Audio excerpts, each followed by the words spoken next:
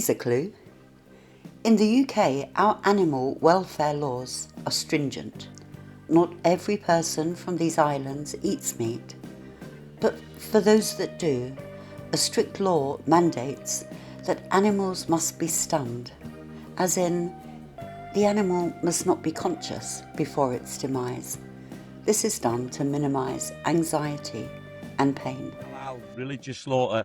We've got the welfare bill coming in. A lot of people are talking about this. As butchers, as people that are in the industry, what's your thoughts on it? We don't do religious slaughter. I refuse to have it in my shop. Why do we have to subject an animal to an idea? And I don't want to get into, I don't like any religion, but they're all just ideas in a dusty old book that people are still following. And if you want to follow that, brilliant. But you don't subject me to it. So why should we subject an animal to it? We all eat meat, right? But we've got to respect that animal and be grateful of that animal for providing us with the nutritious food that's in front of us. If you go to a slaughterhouse, watching anything die is a nasty experience, but especially with where there is no stunning involved. To me, they jump on the bandwagon, but they don't actually understand any of the process of slaughtering in the first case. Having worked for the Meat and Livestock Commission, being based in a slaughterhouse, in this country, religious slaughter has absolutely no place. If an animal has got to die, it needs to die the quickest, cleanest, humane way possible. And I'm afraid halal and kosher do. However, because Britain is an open society and caters to all religions, an exemption to the pre-slaughter stun exists for Muslims and Jewish devout religious folks. These exemptions allow an animal to be slaughtered while fully awake and alert to its circumstances. The Quran forbids eating an animal that dies before slaughter.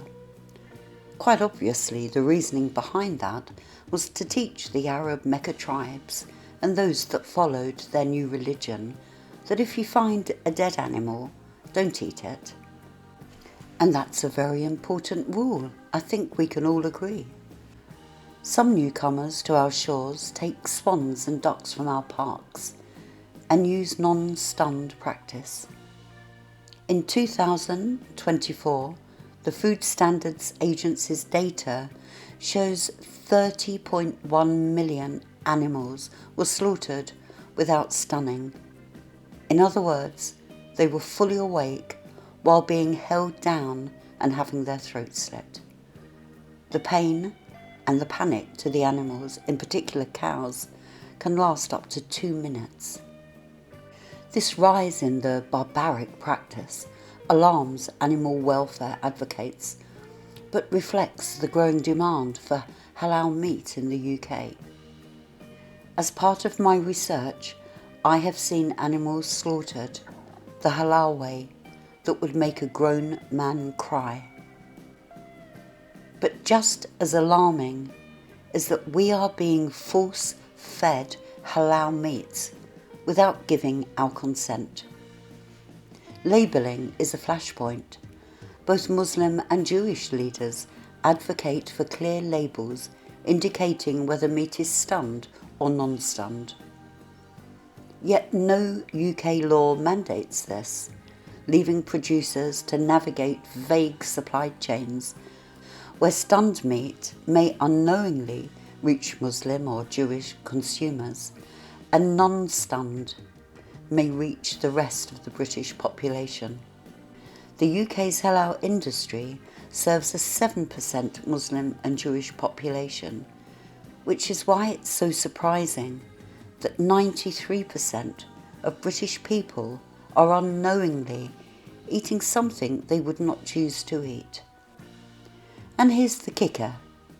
In the UK, a recent DEFRA survey reported that an astonishing 82.4% of all our British sheep were slaughtered using the Middle Eastern 7th century religious method.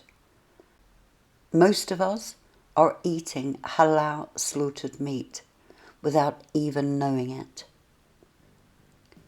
Rupert Lowe MP is doing his bit, as are DEFRA a petition on Change UK, and the RSPCA.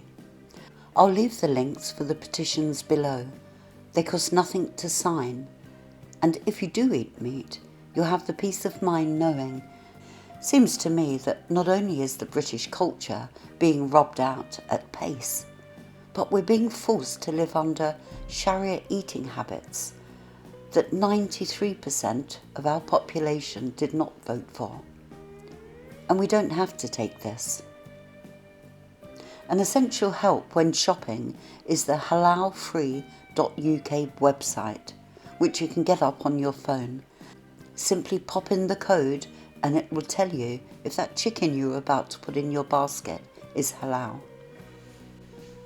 Another clue, though quite hard to find on the packaging, is the HMA sign, usually hidden away.